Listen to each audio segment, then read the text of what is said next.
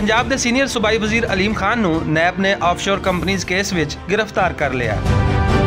अलीम खान नूं नैब ने 3 वारी पहला भी पुछदस वास्ते बुलाया सी ते आखिरी पेशी ते एक सवालनामा भी दिता सी, जिहदे जवाब देने लई अज अलीम खान नैब दे दफ्तर पेश होए ते गैर तसल्ली बख्श जवाबां दी वजह तो नैब ने उन्हां नूं गिरफ्तार कर लिया।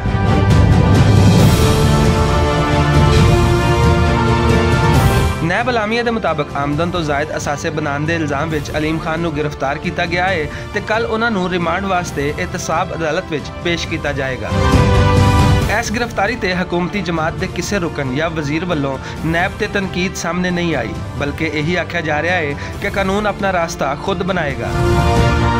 अलीम खान ने भी अपने खिलाफ लगन वाले इल्जामात दा अदालत विच सामना करन दा आख्या है। गिरफ्तारी तो बाद अलीम खान ने वजारत तो इस्तीफा भी दे दिता है, जिन्हों एक पासे तो तब्दीली दा खूबसूरत चेहरा आख्या जा रहा है ते नाल ही दूजे पासे नाकदीन दा यह भी आखना है कि अगर अलीम खान अपनी वजारत तो इस्तीफा दे के ओपोजिशन लीडर शहबाज शरीफ वालों भी इस्तीफे की उम्मीद कर रहे हैं तो इंज नहीं हो सकता।